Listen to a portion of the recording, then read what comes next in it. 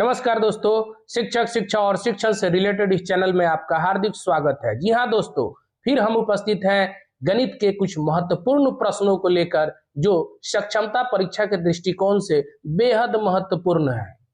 आप इन प्रश्नों के स्तर को देख बखूबी समझ जाएंगे कि बातें इतनी छोटी छोटी और कहीं ना कहीं हम लोगों के दिमाग से विस्मरित हो जाता है और इस तरीके के प्रश्नों को गाहे बगाहे हम लोग गलत कर बैठते हैं। तो आइए जानते हैं इन प्रश्नों के निचोड़ को। इससे पहले कि आप हमारे चैनल पे नए हो, चैनल को लाइक और सब्सक्राइब कर लीजिए ताकि हम आपसे और आप हमसे जुड़ सके। तो आइए शुरुआत करते हैं। पहला प्रश्न है, पूर्णांक है। ए में दिया है केवल ऋणात्मक संख्याएं, बी में केवल धनात्मक संख्याएं, सी में ऋणात्मक एवं धनात्मक संख्याएं और डी में ऋणात्मक एवं धनात्मक संख्याएं तथा शून्य।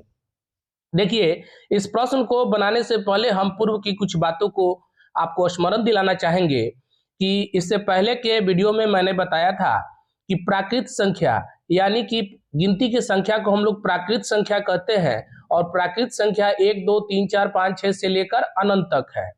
और पूर्ण संख्या के बारे में हमने बताया था कि प्राकृत संख्या के ठीक पहले अगर शून्य लगा देते हैं तो वो संख्या पूर्ण संख्या हो जाती है। अब उससे एक कदम आगे बढ़ते हैं तो पूर्णांक की बात आती है। पूर्णांक में क्या है कि जीरो के दाहिने बगल 1 2 3 4 5 6 ये सभी धनात्मक संख्याएं हो जाएंगी अनंत तक, और जीरो के बाईं तरफ संख्या रेखा पर जितनी भी ऋणात्मक संख्याएं अनंत तक हो जाएंगी वो सारी संख्याएं पूर्णांक कहलाती हैं। तो इसका राइट आंसर क्या हो जाएगा? ऋणात्मक एवं धनात्मक संख्याएं तथा शून्य। राइट आंसर डी हो गया। नेक्स्ट क्वेश्चन, निम्नलिखित सबसे छोटा पूर्णांक है। अब देखिए, इसमें आपको ऑप्शन दिया हुआ है a -1, b 1, c 0, d 2। इसमें प्रश्न में आप देख रहे हैं कि पूछा जा रहा है कि इन चारों में सबसे छोटा, तो जाहिर सी बात है कि जीरो से भी छोटा इसमें क्या दिख रहा है? -1 जो ऋणात्मक है। तो इसका राइट आंसर क्या हो जाएगा? ए। सबसे छोटा पूर्णांक होता है। अब देखिए फिर वही प्रश्न कि सबसे छोटा पूर्णांक होता है। अरे माइनस में अनंत तक जाना है, जा पाइएगा क्या? तो ए में दिया है -1, बी में दिया है 1, सी में दिया है 0 और डी में दिया है बताया नहीं जा सकता। तो राइट आंसर क्या हो जाएगा? बताया नहीं जा सकता। चलिए नेक्स्ट क्वेश्चन पे चलते हैं। सब निम्नलिखित में से असत्य कथन है। देखिए बड़ा अच्छा क्वेश्चन है। निम्नलिखित में से असत्य कथन है। ए सभी प्राकृत संख्याएं पूर्ण संख्याएं हैं। बिल्कुल सत्य बात है कि जितनी भी प्राकृत संख्याएं होती हैं वो पूर्ण संख्याएं होती हैं। सभी पूर्ण संख्याएं पूर्णांक हैं। बिल्कुल सत्य बात है, जितनी भी पूर्ण संख्याएं हैं वो सभी पूर्णांक हैं। और सी में है सभी पूर्णांक प्राकृत संख्या है। सभी पूर्णांक प्राकृत संख्या है। अब अभी तो हमने बताया कि पूर्णांक में जीरो से लेकर के जीरो के दाहिने तरफ 1 2 3 4 संख्या रेखा पे चले जाइए धनात्मक की तरफ अनंत तक।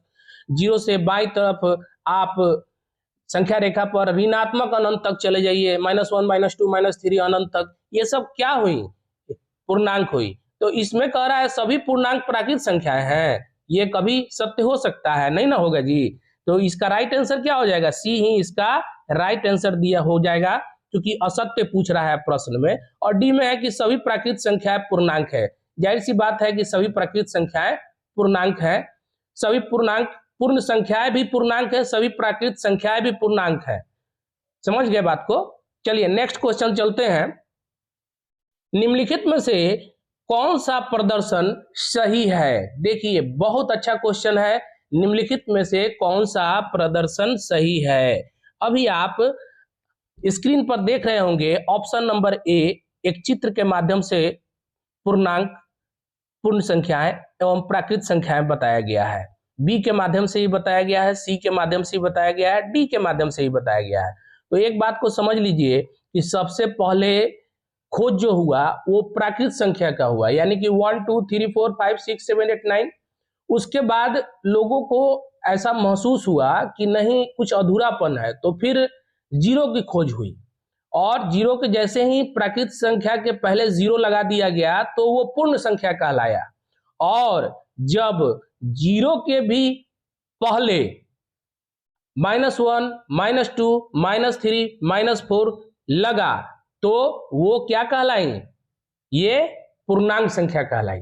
तो इस चीज को हम लोग ढूंढेंगे कि ए में सबसे पहले प्राकृत संख्या दिया हुआ है गोला के बीच में यहाँ पे, उसके बाद जो है सो पूर्ण संख्या जीरो के साथ दिया है, और डी में जो है जीरो के बाद +1, +2, +3 और जीरो के बाई तरफ -1, -2, -3 है, यानी कि ये क्रमबद्ध रूप से है, यानी कि राइट आंसर ही ये हो जाएगा। और इस तरीके से बाकी देखिएगा तो ये अनसिस्टमेटिक वे में पहले पूर्णांक का खोज हो गया, ये भी गलत हो गया। ये देखिए पूर्ण संख्या का पहले खोज हो गया, ये भी गलत हो गया। पूर्णांक सबसे भीतर में दिया है पूर्ण संख्या, तो ये भी गलत हो गया। तो मेरे ख्याल से आप बिल्कुल समझ गए होंगे कि इसका राइट आंसर ए होगा। चलिए नेक्स्ट क्वेश्चन चलते हैं। नेक्स्ट क्वेश्चन है, पूर्णांक को किस अक्षर से प्रदर्शित किया जाता है? पूर्णांक को किस अक्षर से प्रदर्शित किया जाता है? ए में दिया है N, बी में दिया है W, सी में दिया है I और डी में दिया है P। जान लीजिए कि पूर्णांक को हम इंग्लिश में इंटीजर कहते हैं, INTEGER। इस इंटीजर का मतलब ही होता है पूर्णांक, और इसी इंटीजर का I से प्रदर्शित किया जाता है। तो इसका राइट आंसर क्या हो जाएगा? Option number C, I। Next question, पांच का योज्य प्रतिलोम है। देखिए 5 का योज्य प्रतिलोम उल्टा क्या है? जाहिर सी बात है कि 5 का उल्टा क्या होगा? -5। तो ए में दिया है 5, बी में दिया है -5, सी में दिया है 0 और डी में दिया है 1। तो इसका राइट आंसर क्या हो जाएगा? 5 का योज्य प्रतिलोम -5। चूंकि 5 धनात्मक में है इसलिए इसका योज्य प्रतिलोम ऋणात्मक में 5 हो जाएगा। नेक्स्ट क्वेश्चन, -7 का योज्य प्रतिलोम है। यहाँ -7 धनात्मक है और जैसे ही इसका योज्य प्रतिलोम करेंगे तो इसका ऑप्शन नंबर ए में 7, बी में -7, सी में कुछ मान लीजिए अब नहीं दिया हुआ ऑप्शन, डी में 0 है। तो जाहिर सी बात है कि जहां -7 जो है ऋणात्मक है तो इसका ठीक उल्टा क्या हो जाएगा? धनात्मक।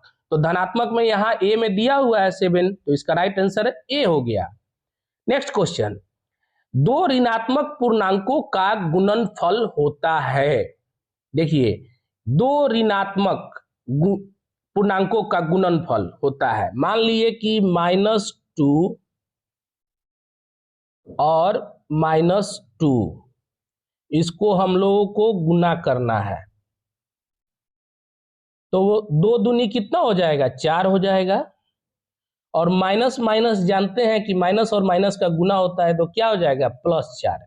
यानी कि यहाँ पर प्लस तो आ गया लेकिन संख्या के पहले प्लस नहीं शो किया जाता है। मैंने आपको समझाने के दृष्टिकोण से किया, क्योंकि कोई सिंबल नहीं रहता है तो उसको पॉजिटिव भी माना जाता है। जब संख्याएं निगेटिव होती हैं तो उसके पहले जो है सो निगेटिव का साइन लगा होता है।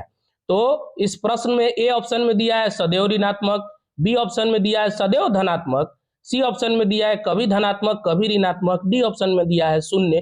तो जैसा कि मैंने आपको ऊपर बताया, आप बिल्कुल समझ गए होंगे कि 2 ऋणात्मक पूर्णांकों का गुणनफल सदैव धनात्मक होता है। चलिए नेक्स्ट क्वेश्चन, -3 का परवर्ती है। देखिए परवर्ती मैंने पहले ही बताया है कि -3 के जस्ट आगे क्या है। परवर्ती का मतलब क्या हुआ? आगे। और पूर्ववर्ती का मतलब क्या हुआ? पीछे। हमने आपको यह भी बताया था कि किसी भी संख्या का परवर्ती निकालने के लिए आप उसमें +1 ऐड कर दें और पूर्ववर्ती निकालना हो तो -1 कर दें। तो यहाँ पे परवर्ती पूछ रहा है तो -3 और +1 कर दीजिएगा। तो इसका आंसर आप घटाएंगे तो पाएंगे कि -2 आया।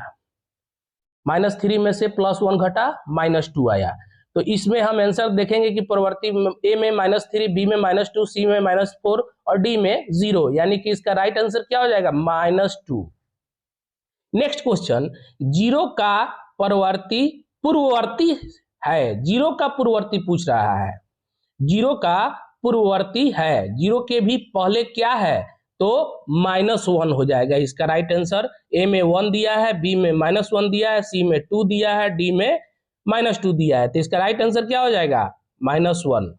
अब देखिए इस चीज को समझ लीजिए कि -1 कैसे हमने बताया, इसको संख्या रेखा पे समझ लीजिए। मान लीजिए कि कोई एक संख्या है, तो यहाँ पर संख्या रेखा पर 0, संख्या रेखा पर यहाँ पे 0 हो गया, यहाँ पर क्या हो गया +1, यहाँ पर क्या हो गया +2, और इस तरीके से ये बढ़ता चला जाएगा। इधर क्या हो जाएगा -1, इधर क्या हो जाएगा -2, ये जो इधर से बढ़ता, जीरो के जस्ट बगल में बाई तरफ क्या आया -1, इसके बाद -2, तो यहाँ पे जीरो के ठीक पहले क्या हुआ -1, तो इसका राइट आंसर क्या हो गया -1, और इस जीरो में से -1 घटाएंगे तो -1 ही ना बचेगा जी।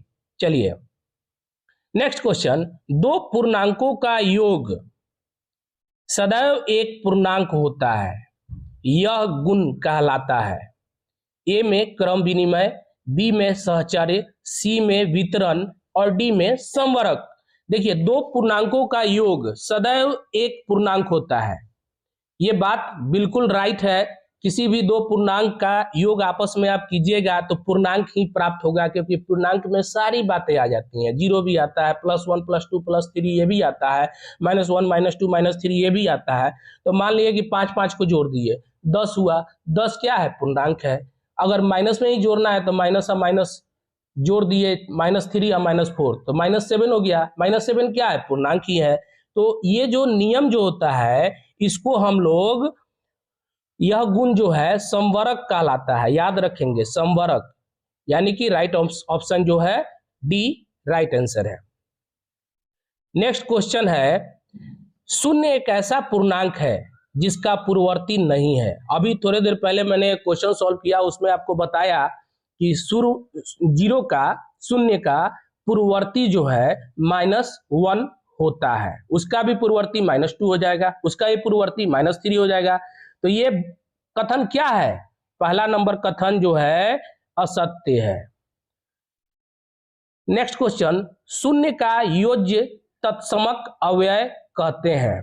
देखिए शून्य को योज्य तत्समक अव्यय कहते हैं। देखिए शून्य के पास कोई ना धनात्मक ना ऋणात्मक कोई चिन्ह नहीं होता है, तो इसलिए शून्य को हम लोग तत्समक अवयव कहते हैं, ये राइट हो जाएगा, सही सत्य हो जाएगा। पूर्णांक में एक का गुना करने पर उसका मान बदल जाता है। आप जरा गौर से सोचिए कि 5 में 1 से गुना करेंगे तो मान बदल गया, 5 एकम 5, 10 एकम 10, 15 एकम 15, तो मान बदल जाता है, यानी कि ये बात असत्य है, मान नहीं बदलता है। नेक्स्ट क्वेश्चन, दो पूर्णांकों का गुना एक पूर्णांक होता है। अब कहने का मतलब है कि दो पूर्णांकों का गुना, अब मान लिया 3 3 का गुना कीजिएगा तो 3 3 9 होगा, तो 9 पूर्णांक है ना जी, एकदम है। फिर -2 का गुना कर दीजिए तो 2 दूनी 4 माइनस माइनस प्लस यानी 4 आया, 4 भी पूर्णांक है। तो दो पूर्णांकों का गुना एक पूर्णांक होता है, बिल्कुल राइट आंसर हो गया। नेक्स्ट क्वेश्चन, एक को गुणन तत्समक अवयव कहते हैं, एक को गुणन तत्समक अवयव कहते हैं।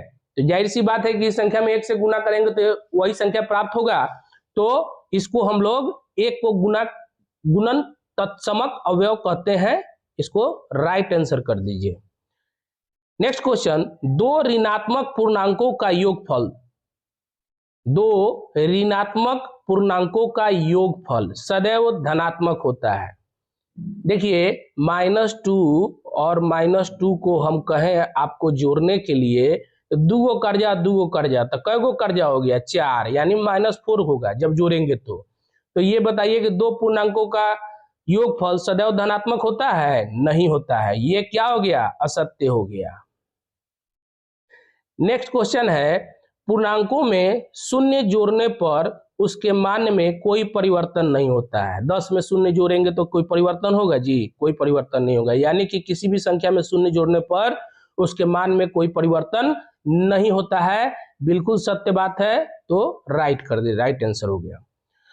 किसी पूर्णांक को शून्य से भाग दिया जा सकता है, किसी भी पूर्णांक को शून्य से भाग दिया जा सकता है जी? नहीं दिया जा सकता है। किसी भी संख्या 2, 4, 6, 8, 10 कोई भी संख्या आप मान लीजिए, उसमें जैसे ही जीरो से भाग देंगे वो संख्या जीरो हो जाएगा।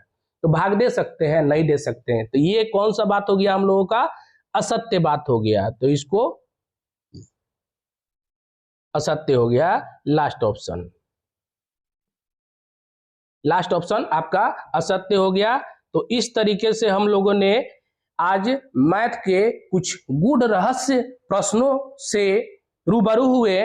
आशा करते हैं कि आपको ये वीडियो काफी पसंद आया होगा और इस तरीके के प्रश्नों को पूछे जाने की प्रबल संभावना है, क्योंकि ये प्रश्न कक्षा 6 से 8 के हो सकते हैं और इन प्रश्नों का व्यक्ति के जहन में तभी स्मरण हो सकता है जब इन प्रश्नों को परीक्षा से पहले इन प्रश्नों से रूबरू हुए हों, नहीं अन्यथा की स्थिति में प्रश्न गलत हो सकते हैं, आप सही उत्तर नहीं दे पाएंगे।